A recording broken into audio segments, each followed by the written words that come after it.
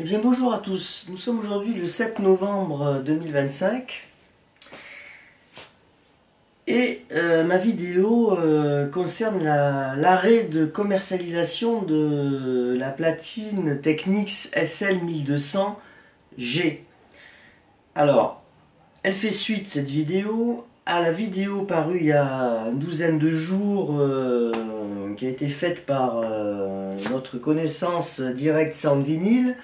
Je l'avais rencontré d'ailleurs il y a quasiment un an jour pour jour à Hertogenbosch, donc à Bois-le-Duc, aux Pays-Bas, pour la méga convention de disques mondiale. Et bon voilà, donc Direct Sound Vinyl collectionne pas mal d'ailleurs des bandes son de films, je crois de jeux vidéo, etc. Et bon, et donc il possède aussi du matériel Technics. Bon, il ne possède pas la SL1200G. Par contre, c'est mon cas, je la possède. Je l'ai acheté. Alors en réalité, je l'ai acheté. J'ai regardé mes papiers avant de reprendre donc cette vidéo. Je l'ai acheté le 9 décembre 2023. J'étais d'ailleurs en déplacement. J'étais dans le sud de la France. Et j'ai commandé à Paris. Elle est arrivée par la poste. Voilà, je l'ai acheté chez Cobra. Bon. Alors pourquoi je l'ai acheté? C'est une platine que j'avais repérée dès sa sortie en France. Elle était arrivée au début de l'année 2017. Et je l'avais vue en vente à 3000 € à la Fnac des Ternes à Paris. Je l'avais repérée, j'avais remarqué la construction de qualité qui était vraiment au-delà de ce que je possède, de ce que je possédais, la SL1200 MK2. Et donc, bon, j'avais mis dans un coin de ma tête, et puis à peu près 2 ans après, elle a augmenté, elle est passée à 3500 €. Vers 2019, juste avant le Covid, juste avant l'affaire du Covid, des déconfinements, c'était passé à 3500. Bon. Puis la platine faisait sa vie, etc. Et à la rentrée, donc c'est, je sais plus, octobre-novembre 2023, après la période des soldes, du Black Friday, je sais pas quoi, tout ça, là, elle est passée brutalement à 4500 €. Donc elle a pris 1000 balles, voilà, elle a pris 1000 balles d'un coup à la fin de l'année 2023. Et quand je me suis aperçu de cette affaire, j'ai trouvé que Cobra la faisait encore, avait encore des stocks un peu anciens et qu'il la faisait à 3500. Et donc j'ai changé un peu mes priorités d'achat en matière de disques et de haute fidélité. Et j'ai décidé d'acheter en urgence cette platine que je ne regrette pas. Alors au niveau de la qualité de fabrication, effectivement, bon, c'est du Technics, c'est le haut de gamme de la marque. Et la vidéo qui vient de sortir, donc fin octobre, par Direct Sound Vinyl, c'est vrai que ça m'a un petit peu surpris sur le coup.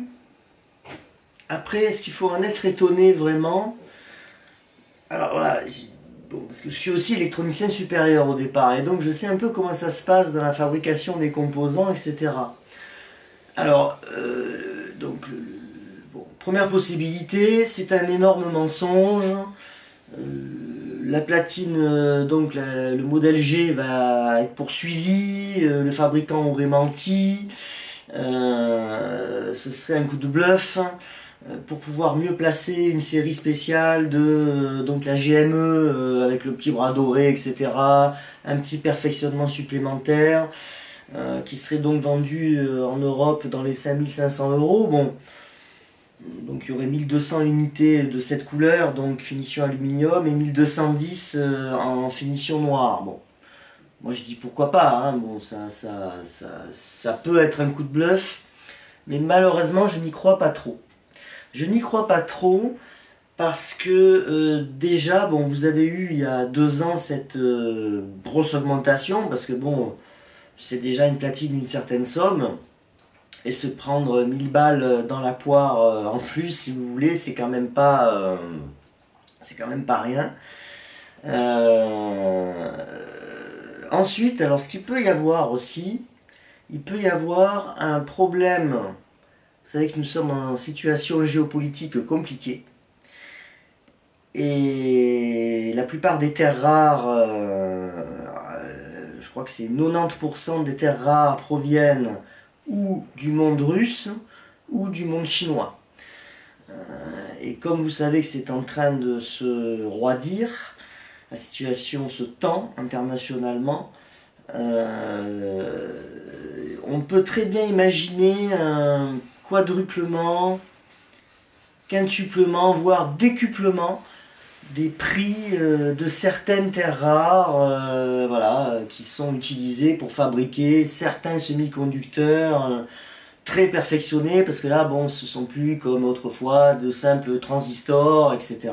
Bon, c'est quand même maintenant des circuits d'une grande complexité, bon, avec des gravures vraiment extrêmement fines, avec des composants ultra purs. Enfin bon, vraiment, on est à une nouvelle échelle. On ne se rend pas compte entre le matériel paru dans les années 70 ou 80 et puis maintenant, il y a quand même des évolutions colossales, même si bon, ça peut garder un aspect externe tout à fait conforme à l'ancien. Et donc, on peut se baser sur une multiplication extraordinaire du prix des terres rares et donc une augmentation abominable, on va dire, du prix de certains composants. Et donc, ils préfèrent mieux arrêter. Alors, malgré tout, bon, la fabrication resterait possible, mais au prix d'une augmentation du prix, du style doublement du prix du tourne-disque. Après tout, pourquoi pas, bon, après ils savent qu'ils perdraient quand même la clientèle, etc. Donc ils préfèrent mieux arrêter pour une raison monétaire. C'est une possibilité, mais moi je crois à une autre possibilité. Je crois que, si vous voulez, voilà, il y a certains composants qui sont ce qu'on appelle des composants complexes orphelins, qui ne sont fabriqués par un seul fabricant dans une seule usine. Ces composants, ils ont une durée de, on va dire, depuis leur conception à leur fabrication, ils ont une certaine durée de vie de production. Pourquoi? Parce qu'après, les technologies qui sont autour de la fabrication de ces circuits changent. Les circuits se retrouvent perfectionnés, et puis à un moment donné, on ne peut plus fabriquer les anciens circuits. Et donc, ils vont peut-être, ces fabricants, ou ce fabricant va peut-être fabriquer, si vous voulez, passer à la fabrication de nouveaux circuits, de nouvelles références, qui seront d'ailleurs plus perfectionnés, sensiblement plus chers, mais le problème n'est pas un problème d'argent. Le problème, c'est que quand vous changez les composants électroniques, que les anciens donc ne se fabriquent plus, vous avez des nouveaux composants électroniques qui arrivent sur le marché. Et donc, vous ne pouvez plus fabriquer la platine, l'appareil considéré, donc dans ce cas-là la SL 1200G, vous ne pouvez plus la fabriquer.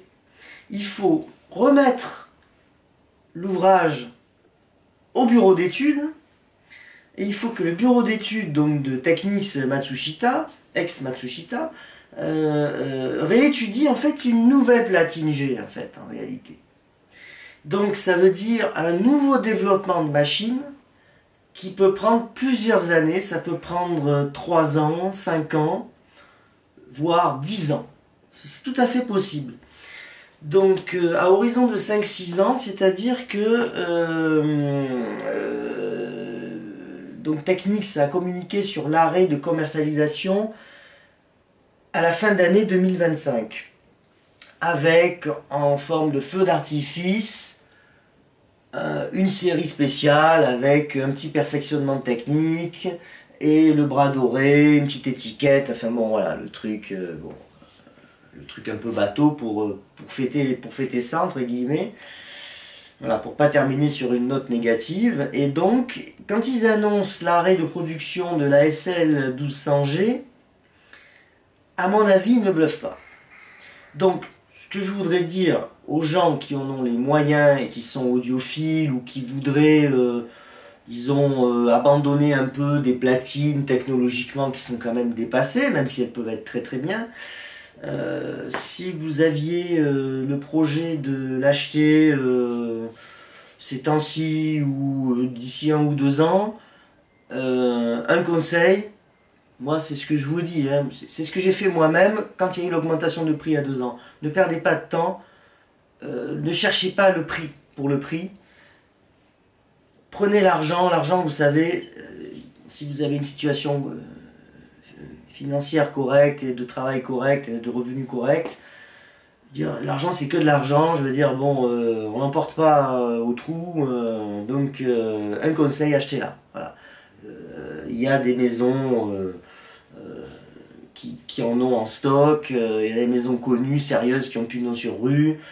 Bon, c'est dans les 4 500 euros, bon, bah écoutez, voilà, faites un petit effort, et moi, je vous dis, en tant qu'utilisateur régulier de cette platine, tourne-disque, je ne saurais que trop vous conseiller de ne point perdre de temps. Alors après, il y a les gens qui vont peut-être vouloir aussi mettre 1 000 € encore de plus pour l'avoir donc dans les 5 500, si je ne dis pas de bêtises, avoir une des 2 séries spéciales. Le problème, c'est que c'est 2410 pièces pour le monde entier. Et est-ce que l'Europe sera bien servie? Est-ce qu'on va en trouver? Ou est-ce que après ça sera trop tard? Et puis là, après, il va y avoir les spéculations. Il y en a qui vont essayer de la revendre à 10 000 €. Bon, enfin bref, bon, vous allez avoir un peu tous les fadas habituels, les fadas du capitalisme déluré. Donc bon, moi, ce que je conseil aux gens, vraiment, c'est aux gens qui étaient prêts à l'acheter, même si se disent c'est peut-être un peu trop cher, etc. Bon, patati patata, de faire cet effort, si vous voulez vous acheter vraiment la belle pièce, comme on dit.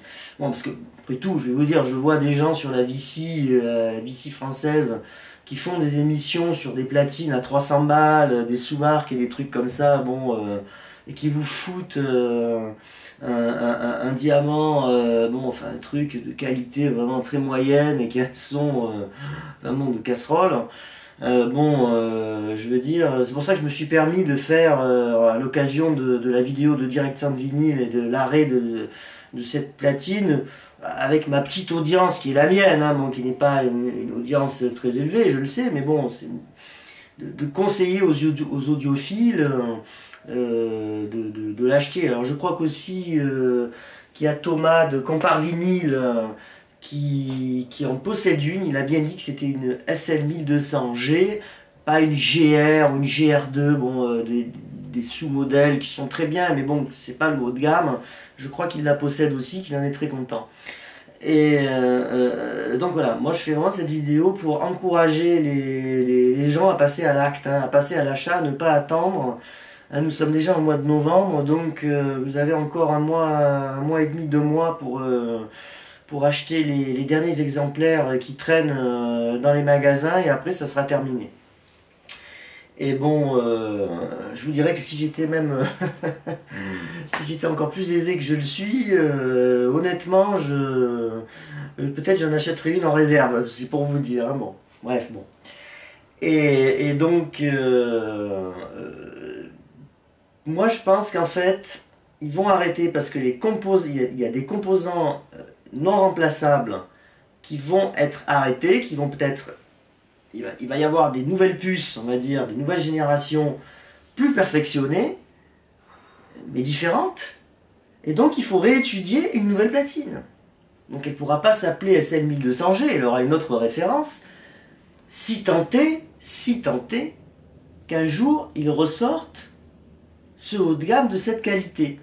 Je vous dis ça pourquoi? Parce que la GR2 a bénéficié d'une partie de ces perfectionnements, ainsi que d'un nouveau perfectionnement. Et peut-être qu'ils vont considérer que la GR2 sera leur nouveau haut de gamme.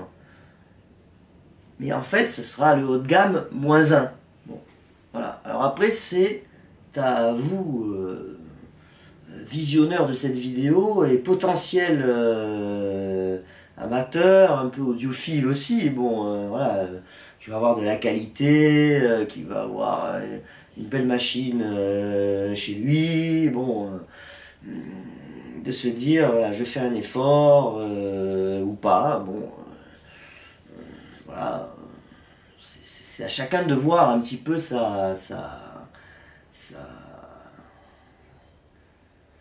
ses centres d'intérêt, ses priorités, bon, moi voilà, bon. C'est vrai que c'est une platine que je comptais acheter un jour. Alors honnêtement, je pensais pas qu'il l'arrêterait un jour avant une quinzaine d'années. Bon, moyennant une éventuelle, voilà, une éventuelle modernisation sur les vibrations, etc. Mais visiblement, bon, là, il décide d'arrêter vraiment la production. Moi, je pense pas que ce soit un bluff. Vraiment, je le dis, je le redis. Je pense pas du tout.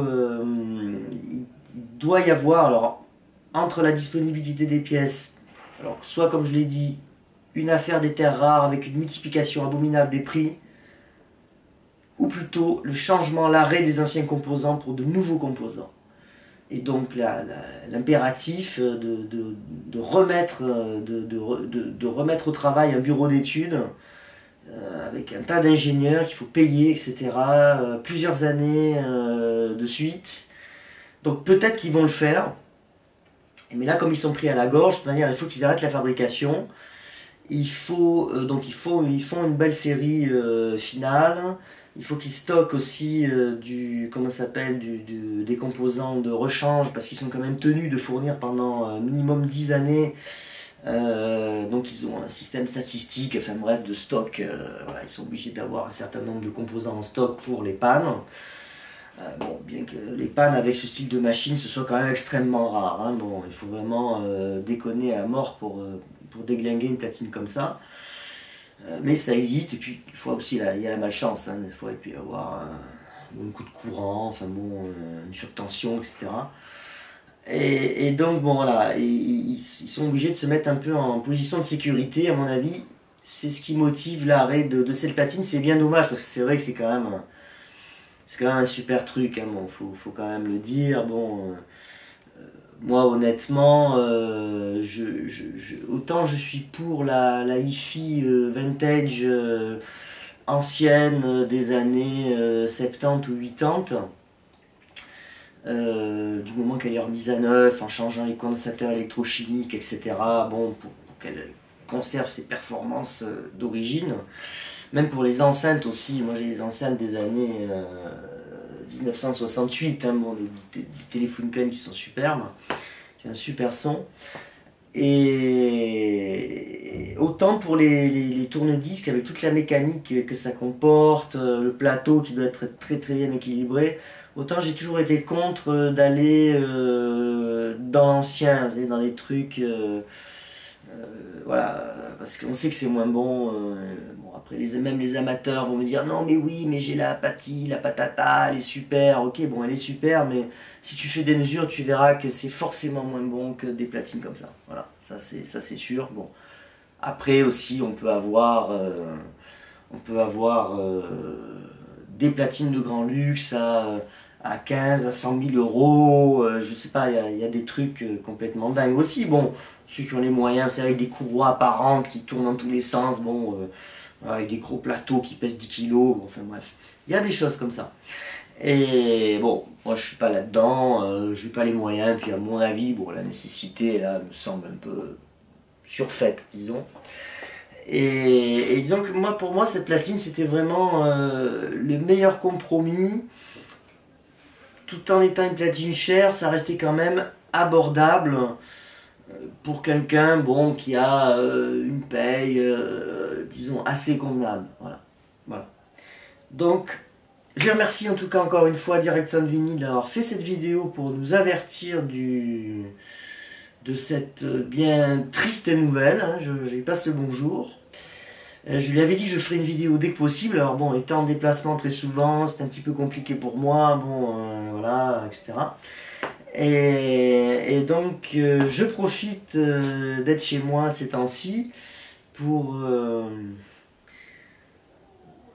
vous exprimer mon trouble et vous donner mes petits conseils. Vraiment, si vous aviez envie de l'acheter, n'attendez pas, parce que je vois pas pourquoi vous serez déçu, vous seriez déçu de cette machine. Hein. Bon, moi j'en ai pas été déçu.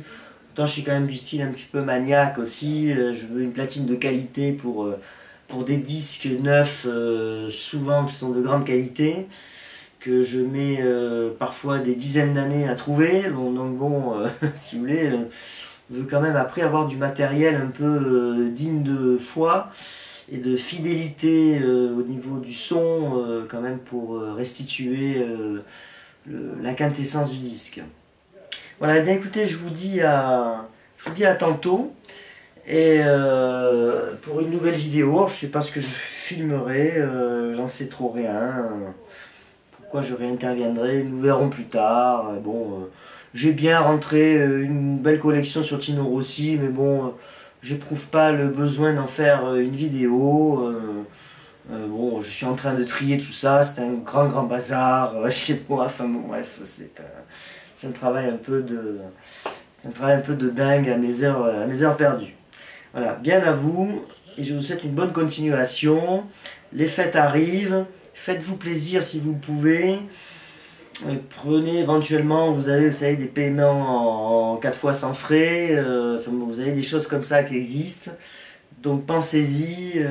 Voilà, je pousse un peu à la consommation, mais vous savez, il y a beaucoup de choses qui vont devenir rares. Il y a la crise qui est en train d'arriver, bon, la crise économique, etc., qui arrive petit à petit. Donc tant que vous le pouvez, faites-vous plaisir, parce qu'après, ça sera peut-être plus possible. Voilà. Réfléchissez bien à ce que je vous dis. Bien à vous.